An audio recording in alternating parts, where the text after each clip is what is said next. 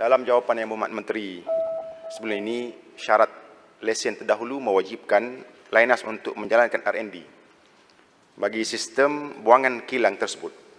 Namun kerajaan terdahulu telah mengarahkan semua R&D ditamatkan. Lynas dikhabarkan sebelum ini telah berjaya menghasilkan soil conditioner, soil yang boleh digunakan bagi menambah baik ciri-ciri tanah untuk aktiviti pertanian. Soalan saya ialah, Yang Berhormat Menteri, adakah pihak kementerian bercadang untuk mengaktifkan semula R&D ke atas bahan buangan Lynas yang dilihat berpotensi dikomersialkan untuk kegunaan sektor pertanian? Dan adakah kondisi soil yang dihasilkan pernah dibuat ujian keberkesanannya ke atas mana-mana jenis tanaman? Jika pernah, apakah hasilnya? Dan terakhir ialah, adakah kondisi soil atau mana-mana hasil R&D yang dihasilkan sebelum ini pernah ditawarkan penggunaannya kepada mana-mana pihak, terutamanya dalam sektor pertanian, sama ada dari dalam atau luar negara, bagi menentukan keberkesanannya? Mohon penjelasan Menteri. Sila Berhormat Menteri, 1 minit. Terima kasih Ahli Yang Berhormat. Untuk makluman Ahli Yang Berhormat, kajian lapangan yang dijalankan oleh MARDI dan UPM untuk tanaman padi, kenaf, napier, jagung dan kelapa sawit mendapati hasil tanaman yang ditanam menggunakan bahan condisoil yang dimaksudkan itu tadi memberikan hasil yang lebih baik daripada tanah biasa. Hasil tuaian bagi tanaman kenaf sebagai contoh mendapati hasil meningkat lebih 80%. Manakala hasil tuaian jagung pula yield meningkat melebihi 100% bagi yang ditanam dengan tanah yang dicampur dengan condisoil tersebut. Ini membuktikan condisoil boleh digunakan untuk merawat dan menyuburkan tanah bagi kegunaan pertanian. Namun yang demikian, seperti mana yang disebut oleh Yang Berhormat tadi, keputusan Jemaah Menteri pada 12 dan 19 Februari 2020 iaitu Lynas hendaklah menamatkan semua aktiviti R&D berkaitan penggunaan Water Leach Purification Residue WLP sebagai condisoil dalam bidang pertanian.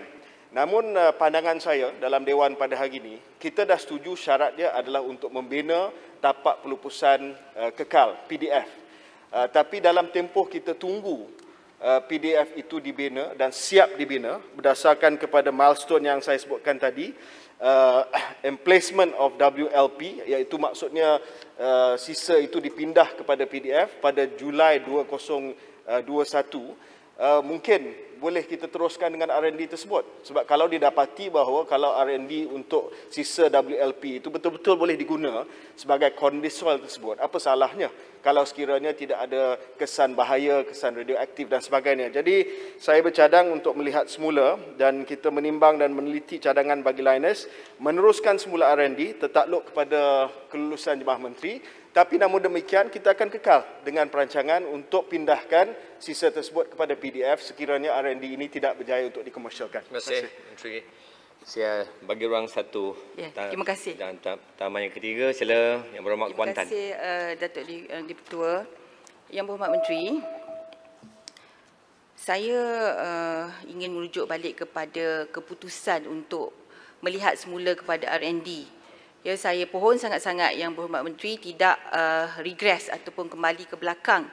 Kerana WLP itu walaupun dibuktikan boleh menjadi soil conditioner atau kerana ia mengandungi gypsum, memang dia menjadi baja, tapi juga di dalam WLP mengandungi radionuclide thorium. Thorium ini ialah a known carcinogen, ya, dan mempunyai half-life 14 bilion tahun.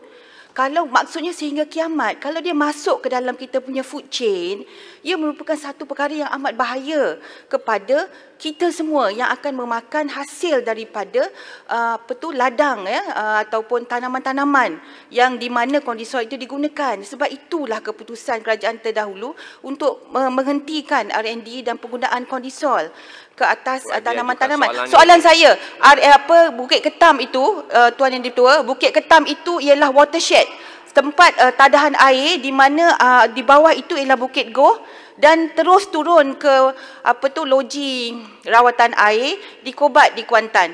Bagaimana kita mahu menangani sekiranya ada berlaku sesuatu, ya, ada leakage dan sebagainya kepada tapak PDF dan juga schedule waste tadi. Jadi pohon penjelasan Yang Berhormat Menteri. Terima kasih Kuantan. Sila Yang Berhormat Menteri. Terima kasih Ahli Yang Berhormat daripada Kuantan. Pertamanya nak menjawab soalan berkenai kondisual. Kita tidak akan meneruskan R&D sekiranya ada bukti saintifik yang mengatakan bahawa ini akan memberi kesan kepada kesihatan dan keselamatan manusia. Ujian lapangan penggunaan kondisual dalam tanaman jagung dan kenaf setakat ini yang telah diuji oleh Atomic Energy Licensing Board Malaysia menunjukkan bahawa tiada pencemaran radioaktif dan tiada pertambahan keradioaktifan dalam tanah, air bawah tanah, hasil tanaman, manakala hasil tuaian pula semakin meningkat. Ulasan Jabatan Pertanian berdasarkan kepada analisis kandungan logam berat bagi kondisol ini adalah di bawah paras yang dibenarkan. Maka Jabatan Pertanian tiada halangan terhadap penggunaan kondisol ke atas tanaman. Namun saya serius untuk menjaga keselamatan dan juga kesihatan rakyat kita. Ya, sebarang keputusan mestilah kita buat berdasarkan kepada kajian sains. Saya minta izin sedikit masa lagi yang Dipertua ini berkenaan dengan kawasan tadahan air. Ya, memang ada kajian yang kita telah buat telah menunjukkan bahawa ada alur air yang mengalir ke Sungai Ara dan seterusnya ke Sungai Kuantan, di mana ada kawasan pengambilan air di Empangan Kobat. Ya. Sebab itu ini sangat penting untuk EIA dilaksanakan dengan telus dan dengan teliti untuk memastikan sama ada kawasan tadahan air itu akan memberi kesan kepada sumber air yang menjadi sumber kepada penduduk di Kuantan. Saya akan ambil serius perkara tersebut. Kalau sekiranya kita dapati bahawa alur air itu ada risiko pencemaran yang sampai ke Sungai Ara, maka kita akan buat keputusan yang sesuai. Terima kasih, Muhammad. Terima kasih.